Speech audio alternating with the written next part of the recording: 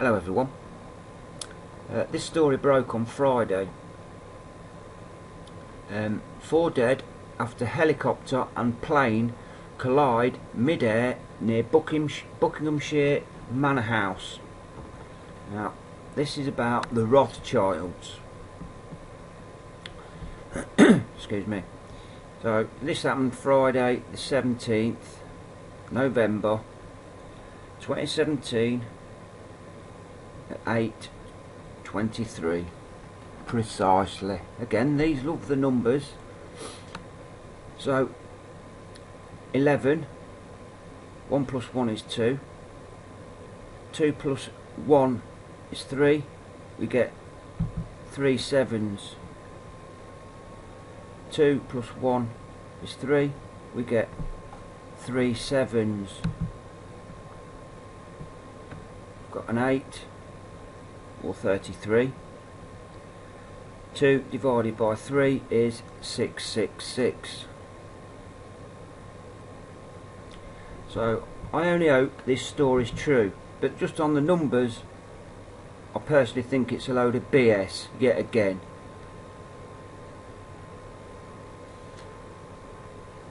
So let's have a quick look at this.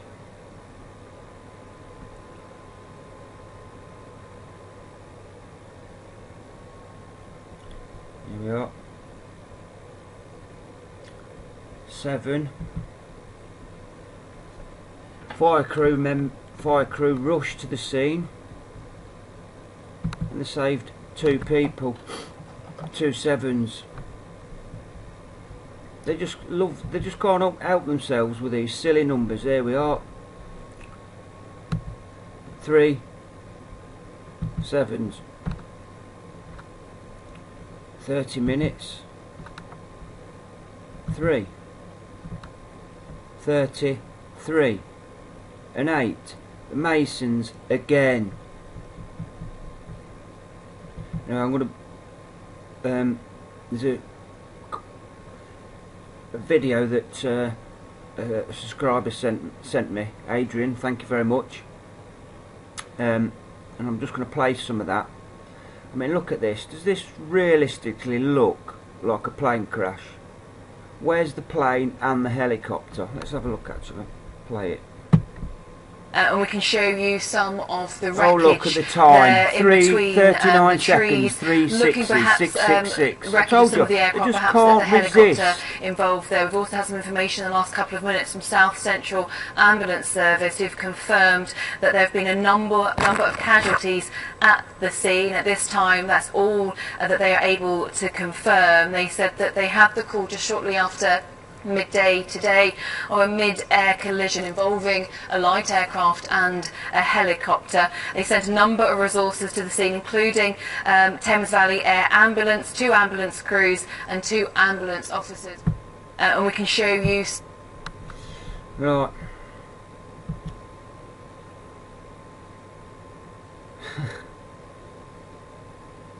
Oh look, there's a tail of a plane. Oh yeah, great.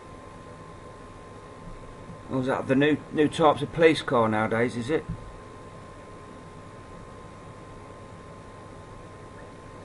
I've read down here, it says here, look,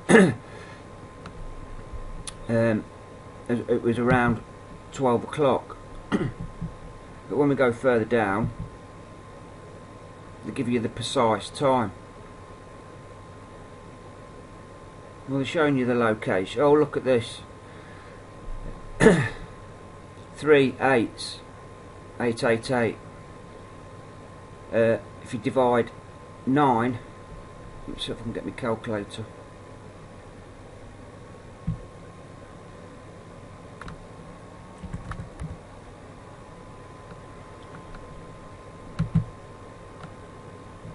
If you divide, I think it's 9 divided by 5, we get, oh look, 18,666.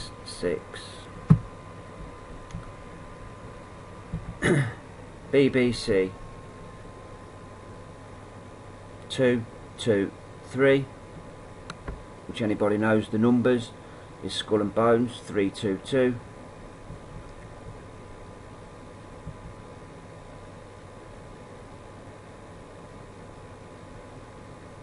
And there we go. Police who were called at 12:06. 1 plus 2 is 3. 3 6s. 666. So again, I believe this story is BS. Probably a couple of reasons. Hopefully this complete corrupt system of slavery is coming to an end and these are all running for the hills, or worst case scenario, the shit's starting to hit the fan. Excuse my French. So numbers alone, it's rubbish. Evidence yet again. Oh, look at that. I just don't buy these headlines whatsoever. They're all BS. Remember, the media's owned by the Rothschilds. They only tell you what they want you to know, which is absolutely nothing. Oh look, someone's got a bonfire in the background there, look. Can't see any chemtrails, mind you. If you watch the next video, it's from another YouTube channel that, like I said, Adrian sent me a link to. It's basically about the Rothschilds. Actually, no, I'm going to go somewhere else first to give you an idea on how much £1 trillion is.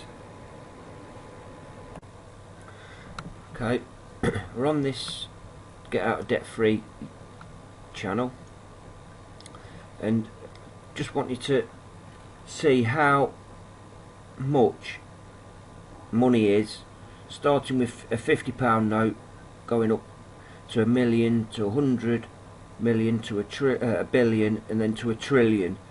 See the scale of how much £1 trillion is.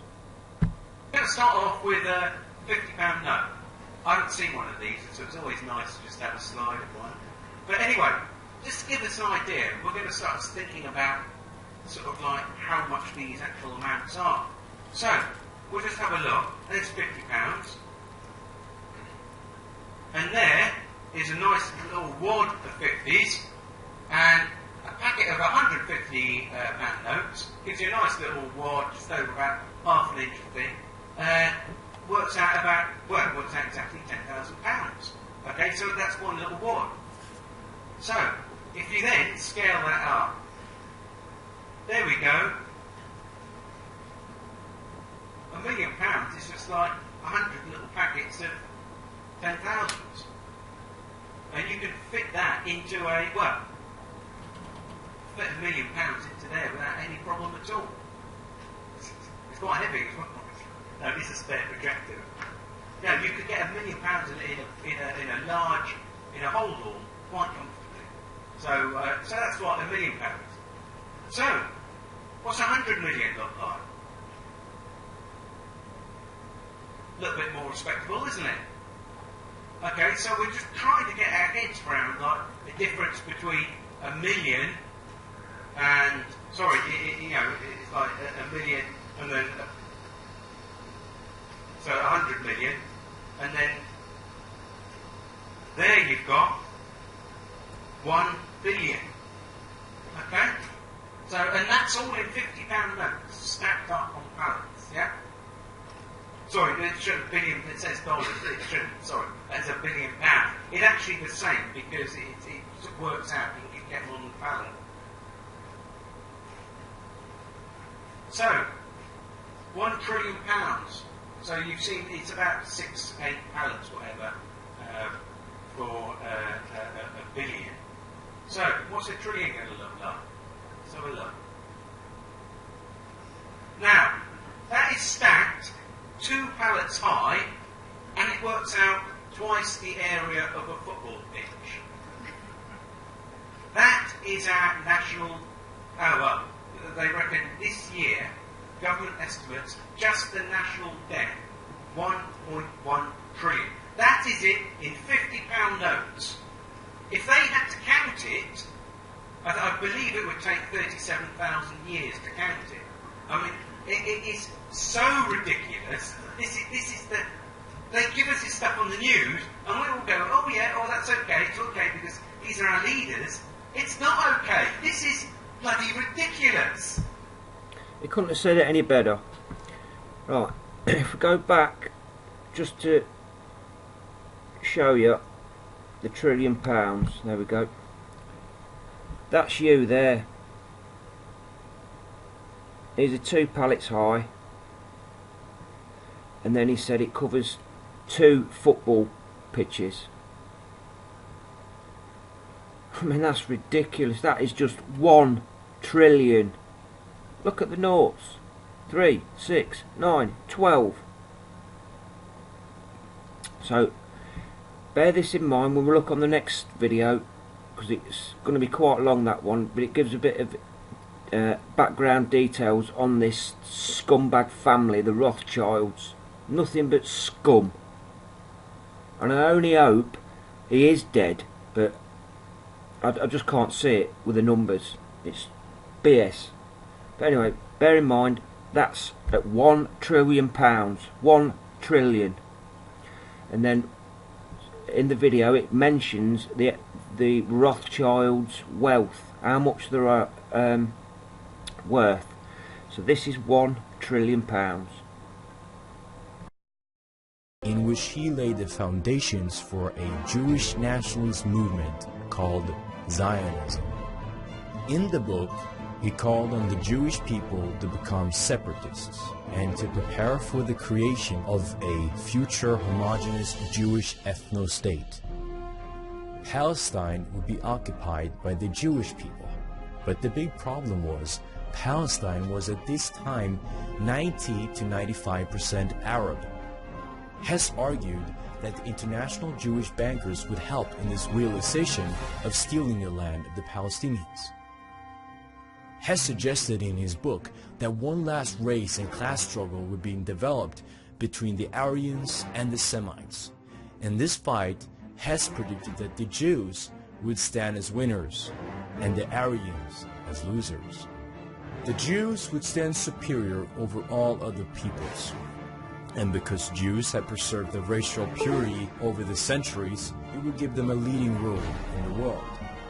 Hess essentially promoted eugenics and racial hygiene for the Jews, and talked about a future Jewish ethno-state. He also referred to Christianity as the religion of death. Fascinatingly, he predicted a future war in Europe, with Germany, Italy, and Austria involved as a part of a race struggle.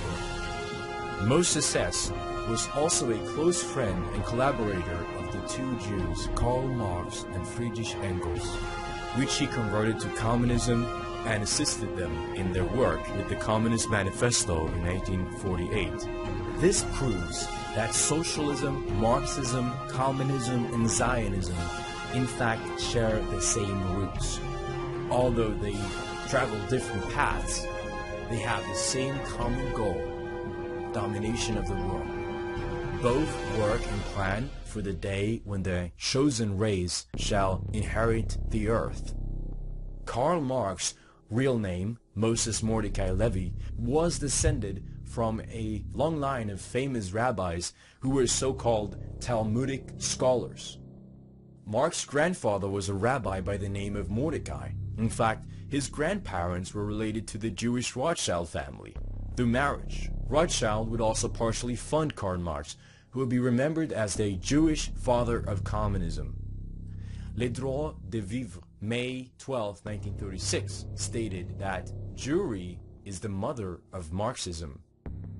The Communist Manifesto laid out the ideology of communism. Its key points include a central bank with monopoly on credit, abolition of countries and nationalities, abolition of the traditional family consisting of a man, a woman, and children, abolition of private property, which means no rights for the people, to make it impossible for people to earn a livelihood by introducing heavy taxation, confiscation of property, abolition of the right of inheritance, a communist state, a communist monopoly on credit and banking, the media in total control of the communists. Women should not focus on family and children anymore. In their own words, communism wants to do away with the status of women as mere instrument of production.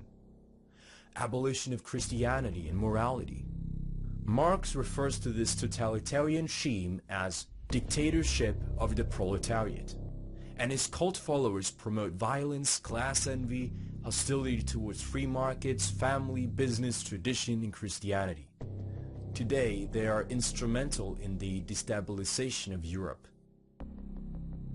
Marx also openly encouraged genocide against Slavs, referring to them as racial trash and that they must perish in a revolutionary Holocaust.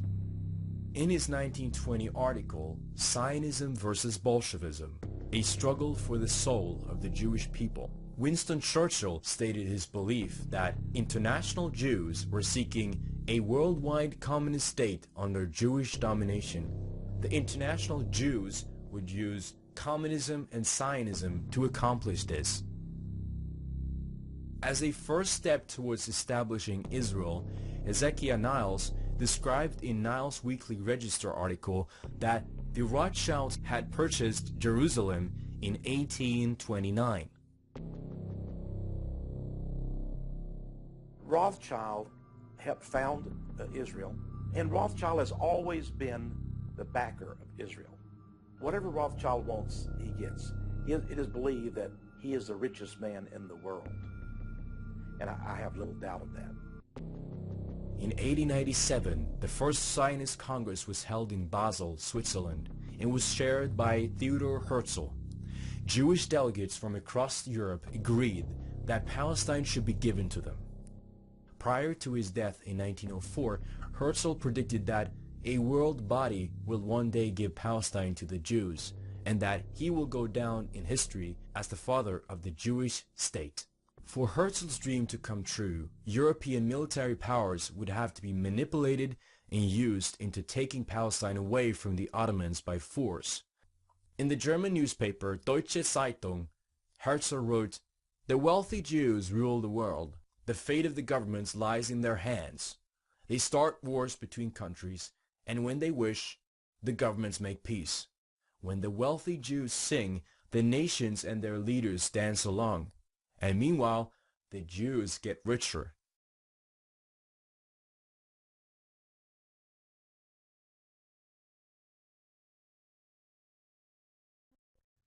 Communism was devoted to abolish private property in order to concentrate all wealth and power in the hands of the global central banking cabal. Around 250 years ago, in 1760, Mayor Amschel Rothschild created the House of Rothschild that paved the way for international banking and control of the world's resources. Money is power. Money is the only weapon that the Jew has to defend himself with.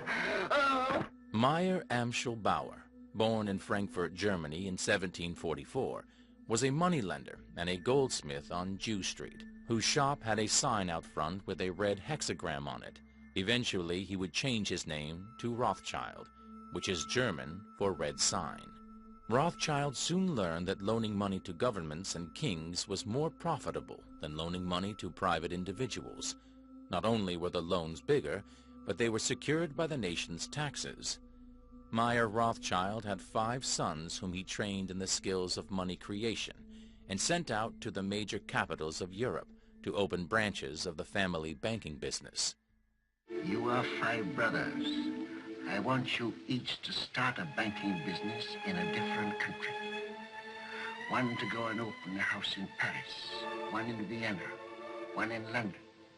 Choose the most important centers, so that when money is to be sent from here to London, let us say, you won't have to risk life and gold. Amschel, here in Frankfurt, will just send a letter to Nathan in London saying, pay so-and-so, and that will be offset by loans from London to Frankfurt. You understand? Yes. In your day, there will be many wars in Europe. And nations that have money to transport will come to the Rothschilds because it will be safe. Your 5 banking houses may cover Europe, but you will be one firm, one family, the Rothschilds, who work always together. That will be your power. Just how rich and powerful is Lord Evelyn Rothschild? Historically, the Rothschild family wealth was hidden in underground vaults. The Rothschilds' secret financial records were never audited and never accounted for. Their family-commissioned biographies give the illusion that their family fortune has dwindled, but researchers estimate their wealth at close to $500 trillion, more than half the wealth of the entire world.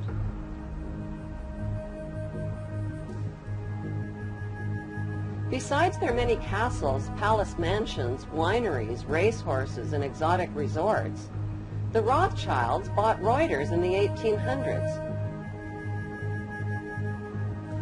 Reuters then bought the Associated Press, which selects and delivers the same news stories to the entire world, day after day. They have controlling interest in 3 major television networks and easily avoid media attention since they own it. Until recently, they owned and operated England's Royal Mint and continue to be the gold agent for the Bank of England, which they also direct.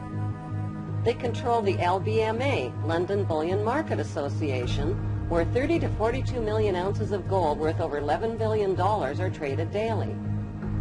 The Rothschilds earn millions weekly just on transaction fees alone. They also fix the world price of gold on a daily basis and profit from its ups and downs. Over the centuries, the Rothschilds have amassed trillions of dollars worth of gold bullion in their subterranean vaults and have cornered the world's gold supply. They own controlling interest in the world's largest oil company, Royal Dutch Shell. They operate phony charities and offshore banking services where the wealth of the black nobility and the Vatican is hidden in secret accounts at Rothschild Swiss banks, trusts, and holding companies. Although Evelyn Rothschild looks like a harmless gray-haired old man, make no mistake about it, Rothschild and his ancestors have handpicked presidents, crashed stock markets, bankrupted nations, orchestrated wars, and sponsored the mass murder and impoverishment of millions. The wealth hoarded by this one family alone could feed, clothe, and shelter every human being on earth. The Rothschilds is the head of the snake. Within the city of London, there is a 1-mile square that is referred to as the City. This is the headquarters of the Jewish family Rothschild's banking dynasty that owns the money supply through the central banks of almost every nation on earth. In November 1910, 7 of the world's richest Jewish men held a secret meeting on Jekyll Island just off the coast of Georgia to establish a central bank, which they called the Federal Reserve Bank. These men were Nelson Aldrich and Frank Vanderlip, both representing the Rockefeller financial empire, Henry Davison, Charles Norton, and Benjamin Strong, representing J.P. Morgan, and Paul Warburg, representing the Rothschild banking dynasty of Europe. There were some powerful men who made it abundantly clear that they were not in favor of the Federal Reserve System. Their total wealth today would be worth nearly $11 billion. These were Benjamin Guggenheim, Isidor Straus, and Jacob Astor. Unfortunately, all of them were on board Titanic when it sank to the depths of the sea. All 3 died that night. By April 1912, all opposition to the Federal Reserve had been eliminated. On December 23, 1913, after many senators and congressmen had left town for Christmas, the President Wilson signed a bill, and the privately owned Federal Reserve System came into being in the United States. After Woodrow Wilson had signed the Federal Reserve Act, which gave private interests control over economic power in 1913, he said, "I am a most unhappy man. I've unwittingly ruined my country. A great industrial nation is now controlled by its system of credit. Our system of credit is concentrated. The growth of the nation, therefore, and all our activities are in the hands of a few men. We have come to be one of the worst ruled, one of the most completely controlled and dominated governments in the civilized world. No longer a government by free opinion, no longer a government by conviction and the vote of the majority, but a government by the opinion and endurance of a small group of dominant men." Jewish bankers and their rabbis actually celebrated the passage of the Federal Reserve Act in 1913. After the Federal Reserve was up and running, Charles August Lindbergh added, "The financial system has been turned over to the Federal Reserve Board. The system is private, conducted for the sole purpose of obtaining the greatest possible profits for the use of other people's money." The Federal Reserve System was neither federal, nor does it contain reserves, and nor is it a part of a decentralized system. The adoption of the debt-based financial system preached by Marx in the Communist Manifesto had been accomplished. The current banking system, fractional reserve banking, enables privately owned banks to create money out of thin air. Money today is simply numbers in a computer system, with only about 3% existing as physical currency. Through its control and monopoly of our money, the elite that own the Federal Reserve now have total control over other banks, corporations, money, and politicians. The Fed system is designed to enslave us to never-ending debt and to fool us to believe that our money has any real value, when it is in fact worthless, created out of thin air, based on debt, and backed by nothing. It must enslave humanity to protect its monopoly over credit. Its money-creating tricks enabled Big Brother government to borrow endless money from the Fed. The Fed were now controlled by the Jews Rothschild, Warburg, and Schiff. Every Federal Reserve chairman since 1980 has been Jewish: Burns, Volcker, Greenspan, Bernanke, and Yellen. The House of Rothschild owns 57% of the stock of the privately held Federal Reserve Bank. What is the proper relationship, what should be the proper relationship between a chairman of the Fed and a president of the United States? Well, first of all, the Federal Reserve is an independent agency, and that means basically that there is no other agency of government which can overrule actions that we take. The Jew Harold Grelis Rosenthal explained, "Our power has been created through the manipulation of the national monetary system. The Federal Reserve System fitted our plan nicely since it is owned by us, but the name implies that it's a government institution. From the very outset, our purpose was to confiscate all the gold and silver, replacing them with worthless, non-redeemable paper notes. We, Jews, have put issue upon issue to the American people. Then we promote both sides of the issue as confusion reigns. With their eyes fixed on the issue, they fail to see who is behind every scene. We Jews glory in the fact that the stupid Goy have never realized that we are the parasites, consuming an increasing portion of production, while the producers are continually receiving less and less." There you can see now, that's 1 trillion, and the Rothschilds are estimated 500 trillion. It's a joke. It is an absolute joke. These have gotten away with it this long. They tell you what's going on.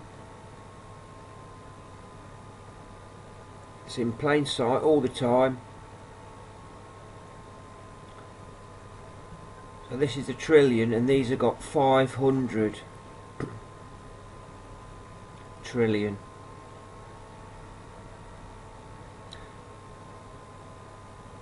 I just only hope that story's true, but I know full well it's not. Is either